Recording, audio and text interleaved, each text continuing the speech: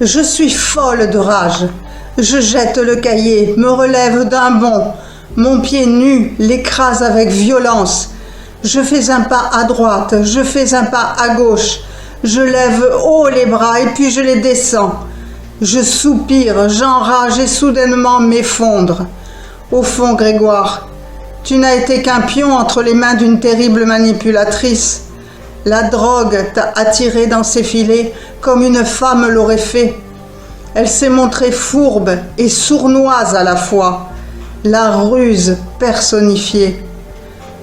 Sa mystification n'avait d'égal que ta faiblesse à son égard. Toi qui jadis étais prêt à abattre des montagnes, elle a su t'abuser. Elle t'a montré le paradis avant de te faire tomber en enfer. Je me dégoûte et je te hais, Grégoire, parce que tu n'as pas eu le courage de me dire la vérité, parce que tu m'as laissé choir comme une vieille chaussette. Je ne peux empêcher mes sens de s'émouvoir. Je ne peux empêcher mon cœur de tressaillir, mes lèvres de trembler, tout mon corps de frémir. Le regret, le remords, la culpabilité s'invitent à pas feutrer sur ma tête d'oreiller. Je tire mon duvet, m'en couvre le visage, comme pour m'en protéger, le cahier sur le nez. Je ne suis plus tout à fait une simple lectrice.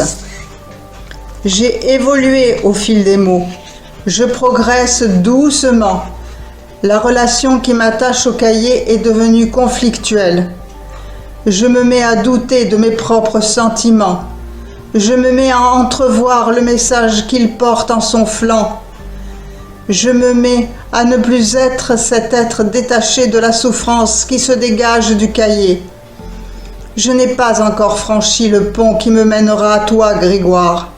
Il se dessine à l'horizon mais est encore lointain. J'ai néanmoins cessé de t'en vouloir. Je réalise qu'au fond, je n'ai rien à te pardonner. Est-ce que je vais finir la lecture de ce cahier maudit ? Il me brûle les doigts. Je soupire et je râle, et encore et encore. Je suis blottie sous mes draps. Je ne dérange personne. Je peux tout à loisir extérioriser ma colère, mes angoisses, ou je ne sais quoi d'autre. Je me sens à la fois soumise et insoumise, certaine et incertaine. Et les questions se bousculent dans ma tête. Les mots que j'ai lus étaient beaux. La lectrice que je suis les a même trouvés intenses, mais la mère. Ton rêve, Grégoire, était-il naturel ? J'aimerais tant le croire. Quand je m'endors, enfin, la nuit est bien avancée. Je suis épuisée, pas sereine. Demain, le jour se lèvera et j'essayerai encore de te comprendre. Je voudrais maintenant, enfin, te connaître à nouveau. Les mots savent bien saisir le moment opportun. Ils s'y entendent à merveille pour attraper au vol un infime moment de faiblesse. Et les tiens, Grégoire, étaient passés maîtres en la matière. Tu avais appelé celui-ci cauchemar. Pourquoi pas après tout ? Je t'avais habitué, petit, à parcourir les océans et les mers du monde entier, à te nourrir de mythes et de légendes. J'avais fait de toi un Ulysse des temps modernes, bravant tous les périls. Je ne pensais pas que le vrai danger pouvait réapparaître dans tes nuits d'adulte. Je ne pensais pas une seconde qu'il pouvait prendre forme au plus profond de ton âme. Quand illusion de nuit devient réalité du jour, le cauchemar devient le reflet de l'âme. Ton âme était-elle à ce point tourmentée pour que tu ne puisses plus le refouler par-delà les barrières du sommeil ? Rêvais-tu tout éveillé ? Tes sens avaient-ils perdu leur point d'ancrage ? À ta grandeur succédait ta décadence, la tienne, ta décadence des sens ? Comment en es-tu arrivé à confondre tes rêves, tes cauchemars à la réalité ? Pourquoi ne m'en as-tu pas parlé ? J'ai bien fait de poursuivre la lecture de ton cahier, Grégoire. J'ai bien fait aussi de faire du shopping aujourd'hui. La lassitude de mon corps, meurtri par la multitude des pas effectués, m'a permis d'ouvrir mon esprit. Je me suis laissé guider par tes mots. Je n'ai pas cherché à les repousser. Ils ne m'ont pas révolté. Ils n'ont pas eu ce pouvoir. Le mal-être que tu ressentais, je peux arriver à le comprendre. Je peux accepter le fait que tu ne pouvais plus te satisfaire de ton quotidien. Je peux admettre ta nostalgie et ta recherche d'absolu. Je peux, parce que ça, je l'ai vécu.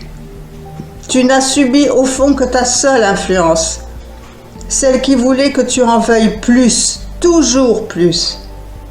Tu as choisi, tu connaissais les risques, tous les risques, mais tu n'as pas eu le temps de réagir. Elle a été la plus forte, elle t'a manipulé. Tu ne t'es rendu compte de rien. Tu lui as livré tes faiblesses sur un plateau d'argent. Elle a su se montrer discrète et humble, puis peu à peu indispensable. Tu ne l'as pas vu venir. Le risque te caressait dans le sens du poil, mais elle savait s'éloigner dès qu'elle te sentait résister. Tu le bravais, persuadé de combattre à force égale, mais dans l'arène, c'est elle qui avait l'avantage. Me voilà à nouveau près de vous. J'ai pour le moment fini la lecture de ces quelques extraits. Je reviendrai bientôt vous faire un petit coucou. Je reviendrai parce qu'il m'est agréable de vous faire partager un peu de ce que j'ai écrit, comme avec des amis de longue date. Je voudrais maintenant vous demander une faveur.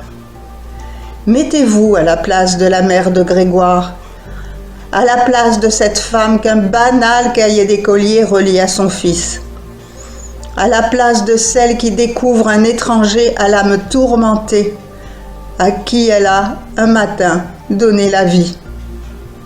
Homme ou femme, quel serait votre ressenti? À plus tard! Ciao!